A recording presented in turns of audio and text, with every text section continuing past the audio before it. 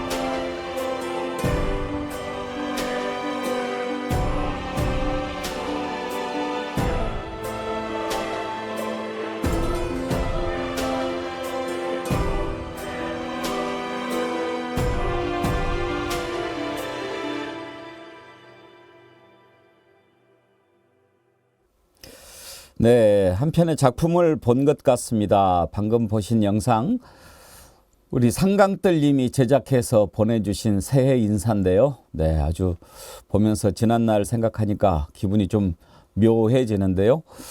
우리 상강뜰님께서 참 정어리 TV 개국하고 정치 1번지 시작하기 전까지 빈 공간을 저렇게 직접 만드신 영상으로 채워주셨는데요. 오늘 만든 영상 보니까 이제 정어리 TV 상강뜰 지국으로 하나 좀 내도 될 것 같다는 생각이 듭니다. 좋은 영상 만들어서 보내주신 상강뜰님께 진심으로 감사드리고요. 그리고 제가 우리 애청자님들 가운데 쇼츠나 동영상 제작 능력이 뛰어나신 분들 보내주시면 소개해서 올리겠다고 말씀드렸는데 벌써 지금 광주의 한시민님은 쇼츠를 8개나 만들어서 보내주셨고요. 또 더불어숲님, 초록동 여신님, 겐지스 황도님도 쇼츠를 만들어서 보내주셨습니다. 저희 정어리TV 홈페이지에 들어오시면 시청자 동영상 이렇게 코너가 있습니다. 거기에 저희가 올려드리니까요. 거기에 많이 참여해 주시고 이제 조회수에 따라서 아주 우수한 작품은 또 저희가 준비한 선물도 드리도록 하겠습니다. 여러분의 많은 참여 기다리겠습니다. 여러분이 만들어가는 정어리TV입니다. 여러분이 주인입니다. 백운계 정치 1번지 댓글 참여도 많이 해 주십시오. 우리 정치 1번지의 가장 큰 강점은 동시 접속자 수만큼 좋아요가 많다는 겁니다. 이런데 정말 찾아보기 힘듭니다. 어제는 동시 접속자 2만 1000명을 넘어섰는데요. 이렇게 2만 1000명이 넘는데 2만 명이 좋아요 누르는 거. 이거 기네스에 한번 알아봐야 될 것 같은데 여러분 감사합니다.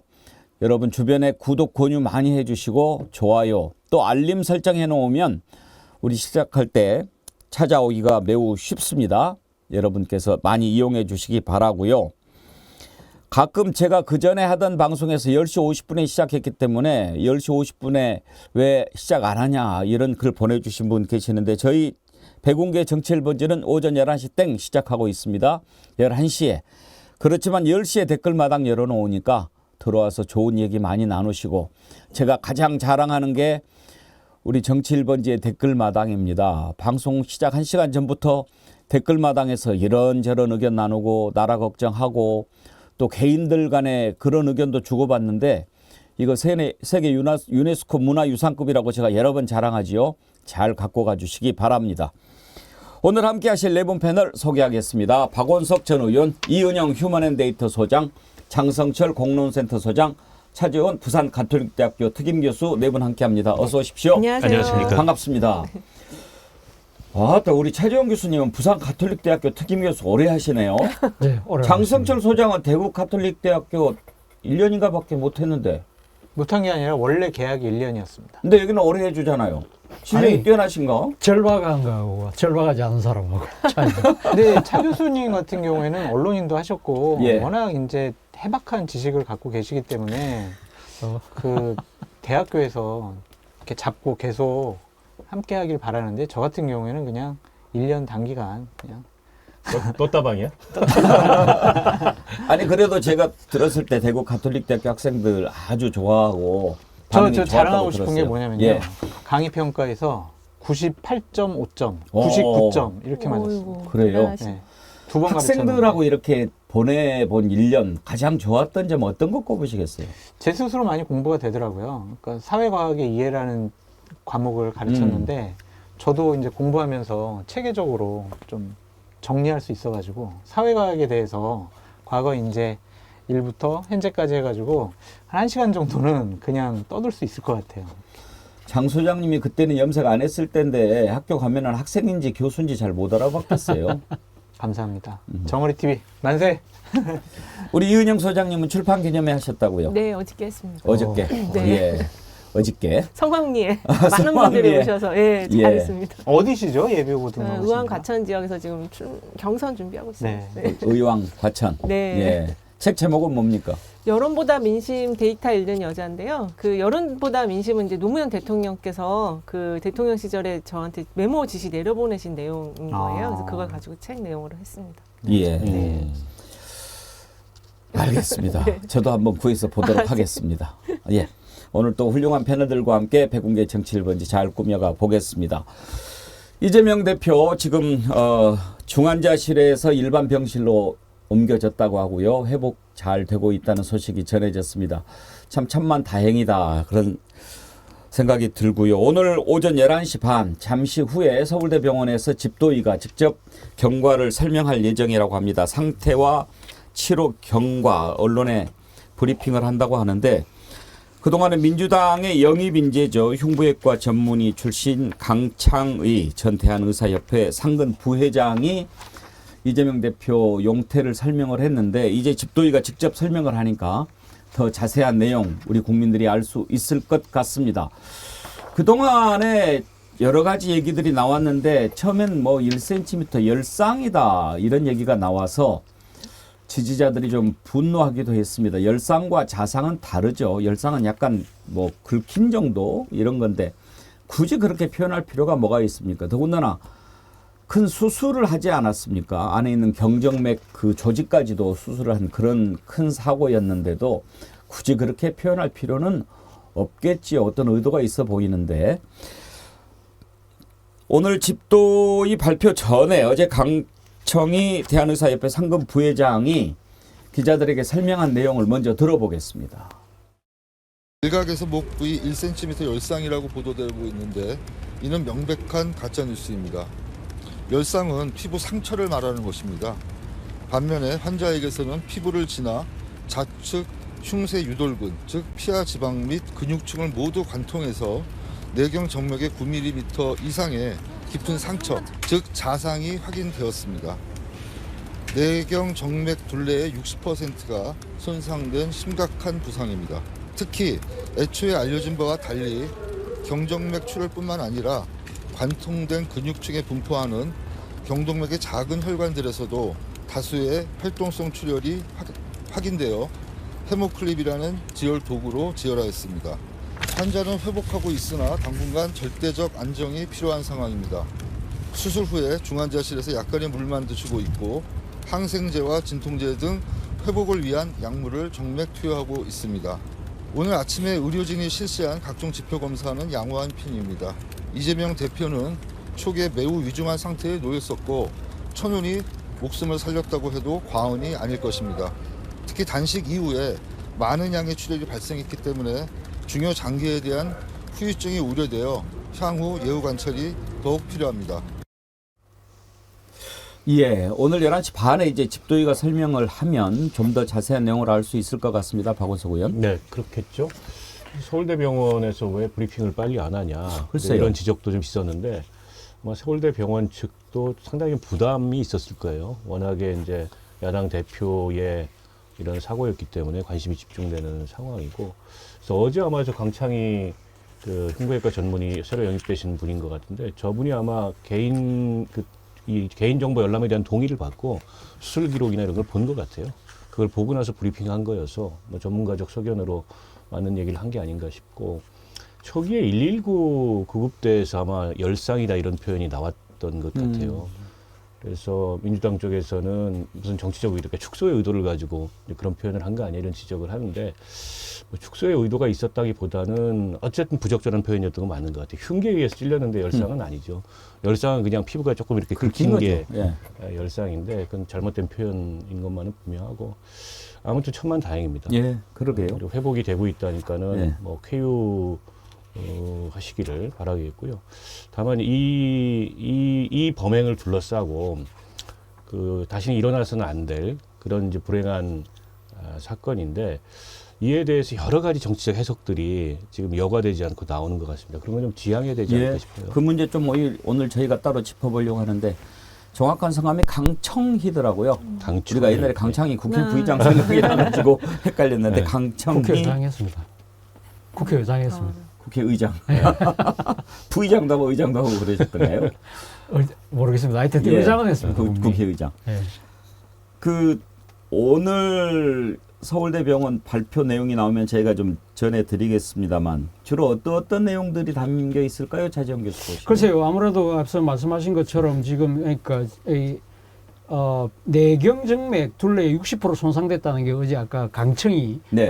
그분의 말씀인데 심각한 부상이다. 9mm 이상의 깊은 상처다고 이야기하고 어제 또 이 뉴스를 보니까 경정맥 말고 옆에 경동맥 부위에 미세혈관들이 지나가는데 예. 그것도 상당히 지금 훼손됐다고 그러더라고요. 그래서 거기서 나오는 혈전 때문에 뭐 후유증이나 합병증 우려도 있다는 부분이기 때문에 그런 부분들에 대한 아마 지금 집도의 아니면 주치의로서의 소상한 내용을 발표하지 않을까 하는 생각이 들어요. 앞서 뭐 박원석 의원 말씀하셨지만 사실 이러한 중대한 사건과 관련해서 뭐 개인의 그러니까 지금 민감한 의료 정보이긴 하지만 사실은 제1야당의 안위와 관련된 부분이기 때문에 국민들이 많이 궁금해하는 측면이 분명히 있거든요.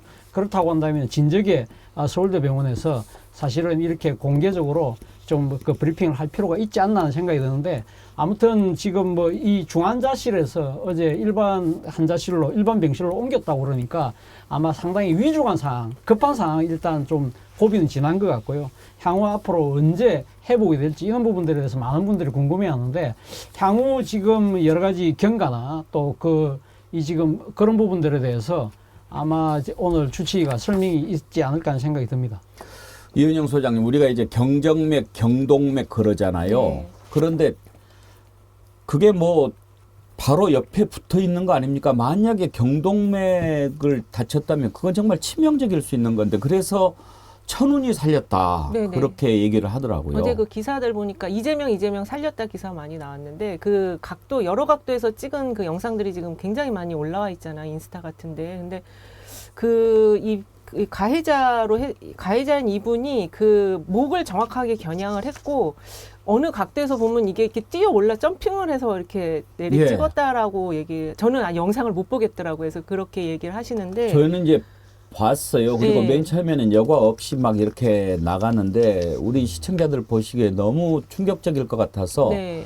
직접 이렇게 공격하는 부분은 저희가 보여드리지 않고 있습니다. 그 영상을 보신 분들이 많이 얘기를 해주시는데 이거는 그 살해 의도가 있었고 이거는 살인 미수다. 그리고 이걸 좀 그 뒤에 혹시 무슨 다른 배후 세력이 있는지에 대한 정확한 조사가 필요한데 그 지금 검찰이 이 조사를 맡고 있다고 하더라고요. 그래서 이게 진상 규명이 과연 될 것이냐 굉장히 많이 의구심과 걱정을 하고 계셔요. 그래서 이게 지금 첫 보도가 나갔을 때는 박근혜 전 대통령의 그 커터카 사건하고 비유가 되긴 했지만 그거보다는 더 위중한 사건으로 지금 봐야 돼서 여론의 동향도 좀 예의주시해서 봐야 될 것 같아요. 장성철 소장님, 지금 범행을 저지른 김 씨 성향을 놓고 이런저런 얘기들이 나오지 않습니까?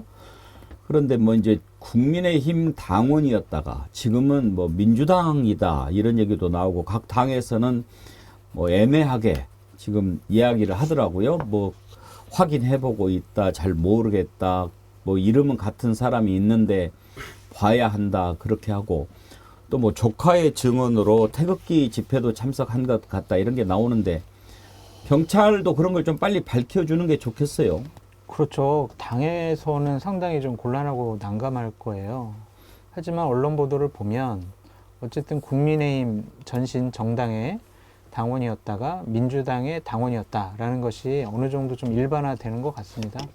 그러니까 어느 쪽의 당원이라기보다는 있을 수 없는 일을 벌인 것에 대해서 저희가 좀 지적을 해야 될 것 같고요.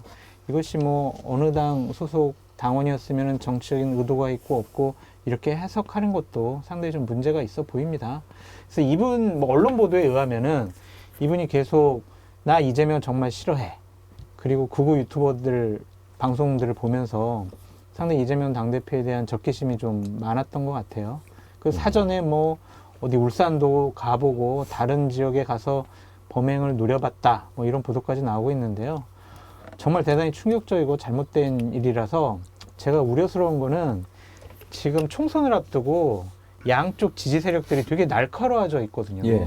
그래서 이것도 모방 범죄가 또 일어나지 않을까라는 걱정이 있어서 당국에서는 좀 후보자들과 주요 정치인들에 대한 경호 문제도 새롭게 좀 신경 써야 되지 않을까 생각합니다. 이번에도 이재명 대표가 피습을 당할 때 물론 이제 이재명 대표 민주당 쪽에서도 찍지만 지지자들 또 많은 유튜버들이 이렇게 같이 촬영을 하지 않습니까? 바른 소린가 하는 유튜버가 현장을 찍었고 거기에서 얘기한 거를 쭉 들어봤는데 그런 영상들이 쭉 있기 때문에 아마 경찰이 그것만 쭉 조사를 해봐도 이번 범행이 얼마나 치밀하게 계획적으로 이루어졌는가 하는 것을 알 수 있을 것 같더라고요.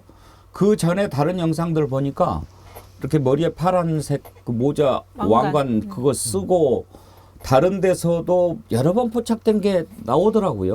그러니까 봉화마을 갔을 때도 그 현장에 있었고 예. 하루 전에 그리고 한 20일 전에 부산을 이재명 대표가 찾았을 때 그때도 그 현장에 차량을 타고 이재명 대표가 떠나는데 그 바로 옆에 서 있는 장면이 찍혀 있고요. 당일 동선도 보면 충남 아산에서 부산으로 왔다가 울산을 갔다가 다시 부산으로 가덕도로 갑니다. 그 울산을 왜 갔을까 생각을 해보니까 끝나고 나서 일정이 평산마을 가는 거 있잖아요. 평산마을에서 제일 가까운 KTX역이 울산입니다. 그래서 저것도 이제 사전 답사격에 그런 울산행이 아니었냐 이런 해석들이 나오는데 이제 상당한 기간 동안에 뭐 흉기도 미리 구입했다 그러고 또 자기가 손에 맞게 일종의 이제 개조도 한 거 아니겠습니까?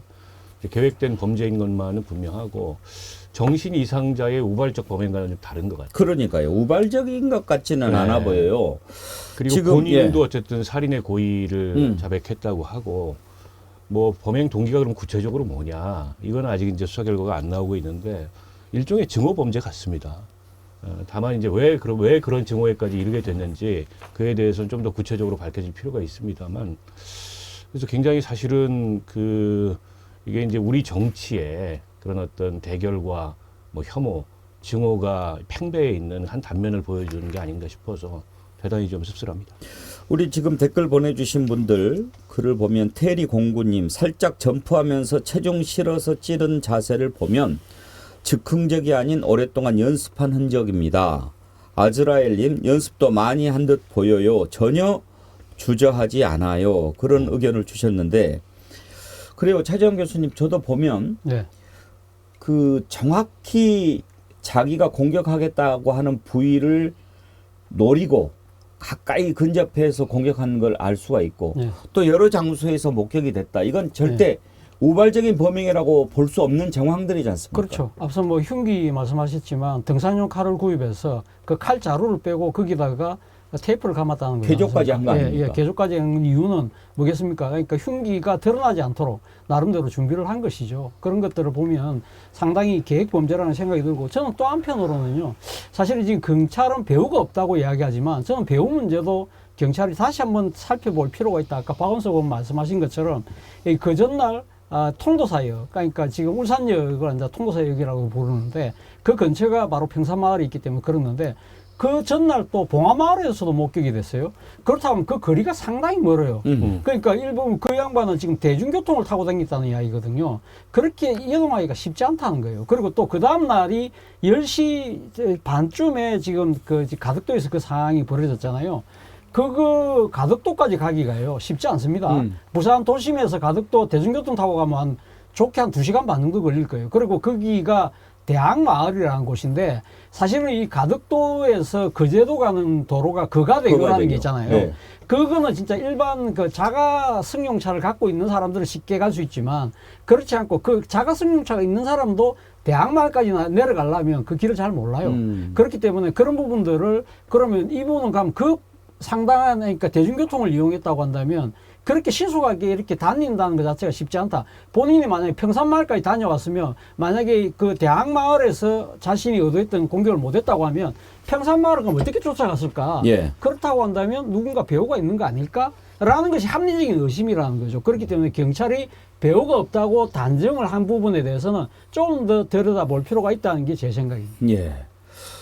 이은영 소장님, 네. 그 김씨인가 하는 그 범행을 저지른 사람이 충남 아산에서 부동산업을 한다고 그래요. 근데 보니까 뭐 요즘에는 잘 안 돼서 네. 임대료도 많이 밀리고 그랬다고는 합니다만은 임대료 밀린 거하고 가정형 지금 뭐 생활고를 겪는 것하고 이 범행을 저지른 거하고 그것 인과관계는 좀 없잖아요. 그러니까 이제 좀 떨어져 보일 수가 있는데 그게 이제 그런 이야기가 자꾸 엮여서 나오는 거는 뭔가 그 사주를 받아서 뭔가 돈을 받고서 한 것이 아니냐라는 추측을 하는 예. 거고 그리고 그 배방읍 쪽에서 부동산을 했다고 하는데 최근에 그런 얘기까지 나오더라고요. 그 김건희 여사의 어머니가 처음에 그 부동산 그 개발 회사를 여기 배방읍 쪽에서 해서 재산을 이제 증식을 했다 이런 얘기까지 그런 지금 얘기까지 나옵니까? 나와요. 그래서 그런 거는 좀 확인해서 가짜 뉴스는 정리를 해줄 필요가 있는데 이게 이제 지금 아베 총리도 이런 식의 어떤 길거리에서 그 증오 범죄로 인해서 죽었는데 일단은 그 배우 부분은 확실하게 좀 정리해서 밝힐 필요가 있고요.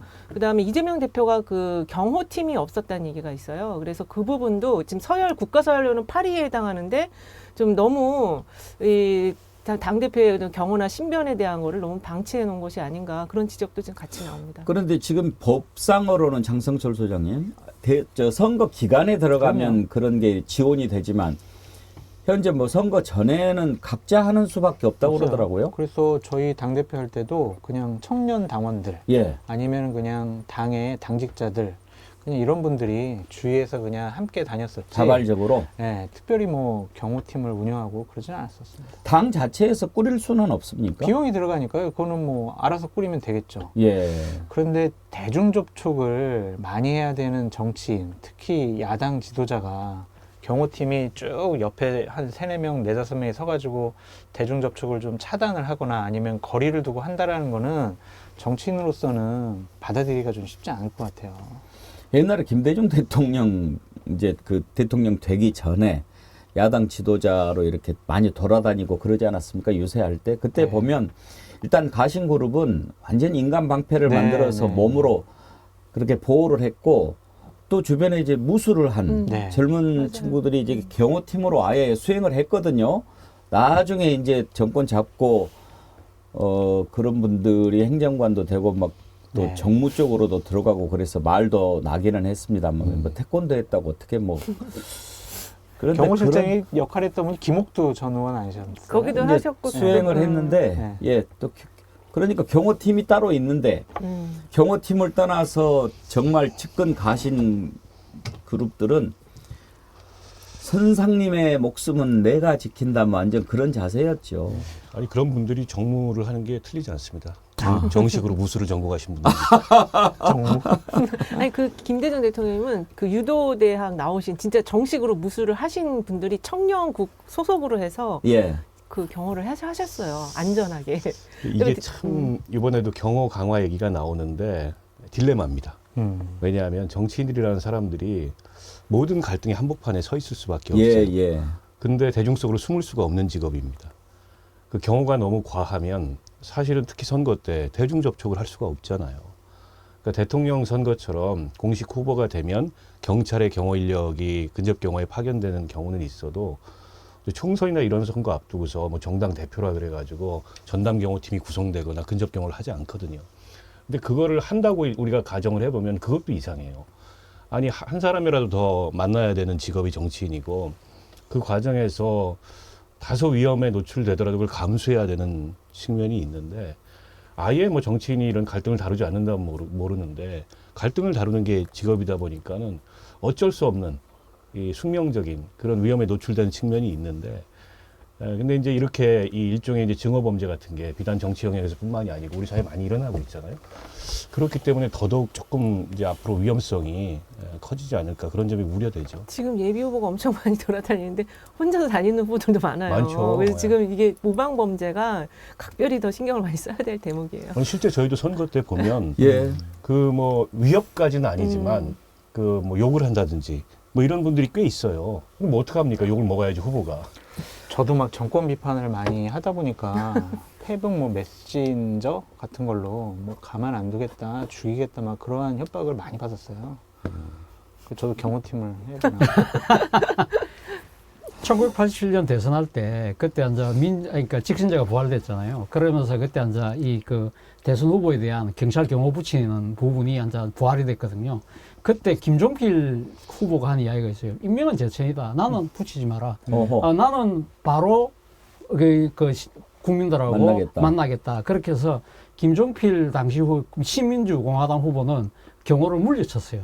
안 했던 게 있는데 이왕 나온 김에 제가 하나 말씀드리면 이번에 그 이재명 대표의 지금 소방 헬기 타고 지금 서울대 병원으로 이송한 부분에 대해서 여러 가지 시비들이 있잖아요. 논란이 있는데 저는 그런 부분들이 상당히 좀 부적절하다는 생각이 드는 것이 논란이 부적절하다고 생각하는 것이 사실은 부산대학교에 지금 근역 외상센터가 있잖아요. 근데 왜 거기서 치료 안 하고 갔냐 뭐 이런 이야기를 하는데 사실 근역 외상센터는 진짜 생명이 경각에 달려있는 골든타임에 있는 그러한 부분들을 긴급하게 수술하는 것이지 예를 들면 봉합수술해서 입원 가료를 하는 거는 사실은 딴 병원 가서 할 수밖에 없잖아요. 그런데 만약 이재명 대표 입장에서는 주거지가 지금 서울 수도권이라고 한다면 만약에 봉합수술을 하고 나서 거기서 입원 가료를 할 경우에 누군가 간병도 해줘야 되고 또 상당히 정신 트라우마도 있기 때문에 가족들이 와서 뭔가 좀 위로도 해줘야 되고 그런 측면들이 분명히 있잖아요. 그렇기 때문에 아마 민주당에서는 위협한 응급한 상황은 넘겼다. 그렇다고 한다면 우리가 그러면 수도권으로 갈래? 그럼 서울대병원으로 갈래? 이렇게 이야기를 했고 그 부분에서 소방 헬기를 동원한 부분은 사실은 소방본부가 결정을 한 거거든요. 물론 그 과정에서 민주당이 뭐라고 했는지는 알리지 않았지만 소방 헬기를 동원을 했어요. 민주당 쪽에서 서울로 가려고 한다. 그러니까 그러면 헬기를 하자는 부분은 소방본부 차원에서 논의가 돼서 소방본부가 결정을 했다고 그래요. 그 부분에 대해서 특혜다? 그런 부분들도 아까 지금 어전세일 8이 이야기했잖아요. 사실은 이 제1야당의 대표가 상당한 이 정치적인 비중과 그리고 국민적인 상당한 이 여러 가지 관심이나 이런 부분들이 있기 때문에 그리고 이 사안 자체가 사실 뭐 윤석열 대통령이 규정했듯이 자유민주주의에 대한 테러라고 한다면 공동 대응을 하게 되고 윤 대통령도 이재명 대표 이송과 치료에 만전을 다 기하라고 했잖아요. 예. 그런 차원에서 간 건데 그걸 갖고 특혜라는 식으로 이야기하는 거는 저는 사실 좀 지나치다는 생각이 저도 들어요. 소방 헬기 이송과 관련해서 뭐 논란이 있다 이런 기사를 보면서 뭐 저걸 그렇게 문제를 삼아야 할까. 더군다나 윤석열 대통령도 그렇게 뭐 차질 없이 뭐 지원하라 이렇게까지 지시를 했는데 하여튼지 범행이 이제 어떻게 이루어졌는지도 봐야 되겠지만 문제는 너무 갈라져 있다는 겁니다. 제가 이 사건을 보면서 맨 처음 걱정했던 것이 누가 이렇게 이 나라를 분노와 증오, 갈등으로 막 몰고 갔는가, 그런 부분에 대한 걱정 아니었습니까? 정치권 하는데 뭐 꼭 정치권이라고 에둘러서 말할 필요가 뭐가 있습니까? 저는 대통령 책임을 강하게 얘기했습니다. 대통령이 맨날 야당 대표를 향해서 중대범죄자, 피의자, 반국가 세력 이렇게 이야기하지 않았습니까? 왜 안 만납니까? 대통령 취임한 이후 야당 대표를 지금까지 안 만난 대통령 역사적으로 본 적이 있습니까? 세계적으로도 일이 없어요. 그렇게 하면서 반국가 세력이다, 제거해야 할 대상인 것처럼 얘기하니 대통령이 말하면 다 진실이라고 믿는 그런 깨어있지 못한 자들은 어떻게 생각하겠습니까? 그런 것을 부추긴 사람이 누굽니까? 제가 항상 이야기했죠. 그런데 여기에 이제 덩달아서 가짜뉴스 만들어내고 또 뭐 말도 안 되는 음모론 펴대고 이런 자들도 이 나라를 더 갈라놓고 있는 겁니다. 오늘 지금 두 번째로 짚어볼 부분이 바로 그 부분인데요. 참 이런 유튜버들 뭐 때문에 그러는지는 잘 모르겠어요. 그래도 어느 정도 상식선에서 할 수 있는 것 아닌가요?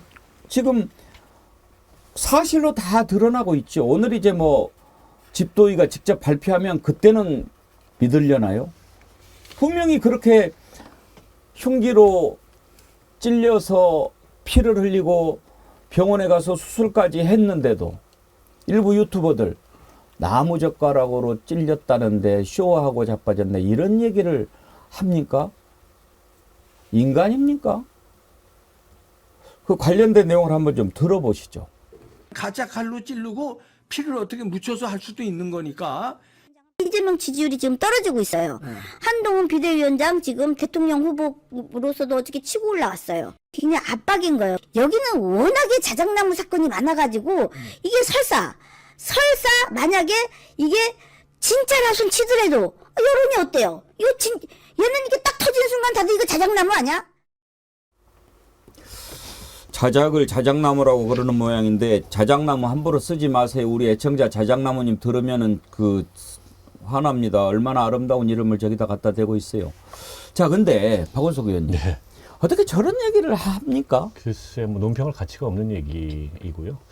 결국에는 아주 자극적인 저런 류의 허위 사실에 가까운 얘기를 유포하면서 비즈니스를 하는 거죠. 이 유튜브라는 생태계에 어떻게 보면은 어두운 측면이기도 한데 자극적이면 자극적일수록 이게 조회수도 높이고 특히 이제 저런 유튜브를 즐겨 찾는 시청층에게 어필하는 이제 그런 면이 있는 것 같은데요. 이제 저런 식의 유튜브가 저런 증오 범죄를 저는 부르는 거라고 생각해요. 그 점에 있어서 아무리 이제 유튜브가 언론과는 다른 규제를 받지 않는 그런 자유로운 어떻게 보면은 정치 담론이 형성되고 유통되는 시장이라고 하더라도 지킬 건 지켜야죠. 저렇게 선을 넘는 반사회적인 그런 얘기를 꺼리낌 없이 하는 거에 대해서는 뭔가 아무튼 좀 저는 규제가 필요할 것 같은데 방법이 있을지 모르겠습니다.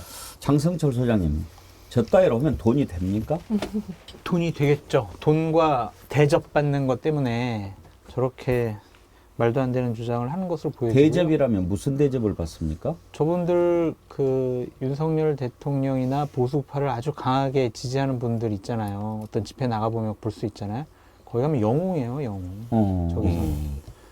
그렇기 때문에 그거에 좀 취하지 않았느냐라는 좀 생각이 들고요. 그리고 그 전에 나 그런 얘기를 들었는데 윤석열 대통령이 이봉규 TV를 되게 좋아한다고 뭐 그러더라고요. 그게 한 그 출연자가 계속 뭐 얘기를 해가지고 알려진 건데. 서정목 변호사가 얘기했어요. 네, 맞는 것 같아요. 네. 뭐 그렇게 많이 증언도 하고.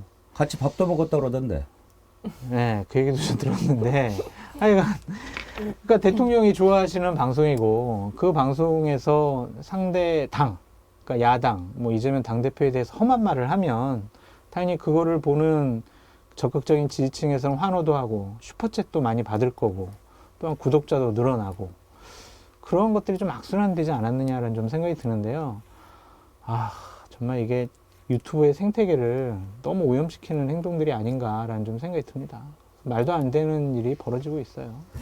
아니 이은영 소장님 저는 네. 이제 어찌어찌 하다가 이제 유튜브에 이렇게 발을 들여놓게 되면서 이제 기존의 미디어 환경이 엄청나게 바뀌었다는 것을 제가 체감하고 있어요. 네. 우리가 흔히 레거시 미디어라고 부르는 이제 기존의 지상파 또 종편 이런 데서 뉴스를 소비하던 많은 시청자들이 바뀌는 것을 제가 느끼거든요. 그럴수록 이제 이쪽 환경이 매우 중요해졌는데 이쪽은 그야말로 자기들이 듣고 싶어 하는 것만 찾아서 듣게끔 많이 만들어지고 있단 말이에요. 여기에 와서 균형 감각을 찾기는 참 어려운 것이 현재 또 유튜브 생태계 환경입니다. 이걸 어떻게 해야 될까요? 그렇다고 또 유튜브를 또 막 그 검열이나 제한 대상을 두면 또 그건 또 언론 표현의 자유를 또 제한하는 것이 되고 어떻게 생각하십니까? 전문가로서. 저도 지금 이제 대학에서 미디어 강의를 하고 있는데 일단은 시장 자체가 매크로에서 마이크로로 전체적으로 모든 사회가 다 그렇게 바뀌고 있어요. 방송도 그 일환으로서 지상파라는 큰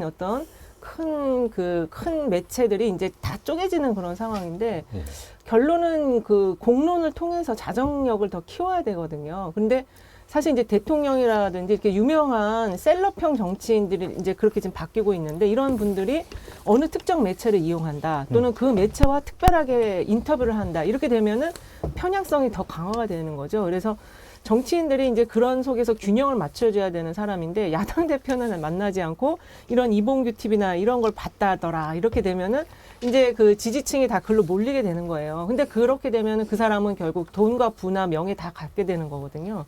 그러니까 지금 장성철 소장님처럼 공론센터 같은 데서 이런 데에 대한 채널에 대한 평가도 하고 이런 기능이 좀 강화가 돼야 될 필요가 있는 것 같습니다. 열심히 하겠습니다. 저도 대학에서 미디어 예. 가르치거든요. 그 지금 유튜브와 관련해서 우리가 재밌는 용어를 하나 썼는데 오. 사이버레카라는 예. 그런 써요. 그 말씀 아세요? 들었어요. 예, 사이버레카라는 게 그러니까 지금 레카 차들이 예. 고속도로 주변에 진치고 있다가 사고가 날 때를 대비해서 사고 나면 뿅뿅뿅 가서 자기들이 먼저 견인해 가서 그렇게 하는 식으로 사이버레카라는 이제 그런 일종의 뭐랄까요. 그러니까 이 지금 정보 상업주의에 기생하는 사람들이죠. 그런 사람들이 소위 말해서 이 지금 유튜브 상에서 이 논의되는 여러 가지 쓰레기 같은 것들을 어떻게 보면 쓰레기를 뭘로 바꿉니까? 돈으로 바꾸는 일종의 고물상 역할을 누가 해주느냐? 지금 사이버 공간에 해준다는 거예요. 그렇다고 한다면 저는 사실은 이 플랫폼을 유지하고 있는 업체들의 책임 강화도 저는 상당히 좀 중요하다는 생각이 들어요. 물론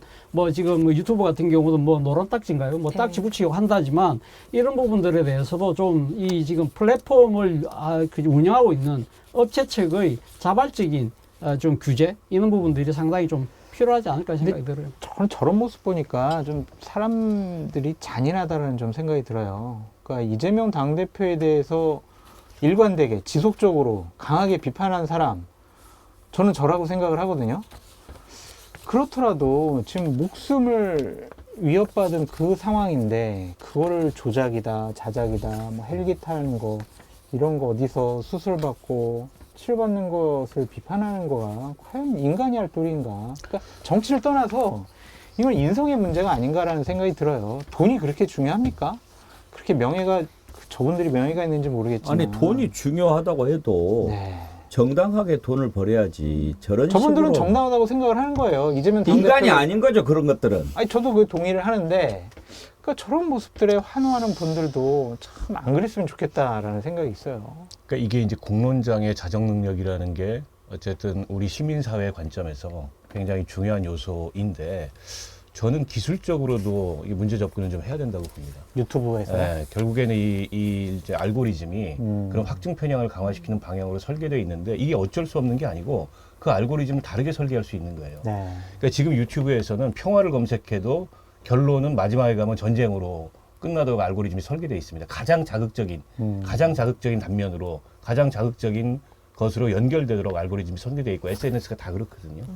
근데 이걸 깨면 그리고 그걸 규제할 수 있는 어떤 제도적 장치를 만든다면 네. 지금보다는 이 사이버 환경이 좀 나아질 수 있겠죠. 그래서 이게 공론 그 장애 자정 기능 못지않게 저 지금의 이런 그 인터넷 매체들의 알고리즘을 바꾸는 게 좀 굉장히 중요할 것 같아요.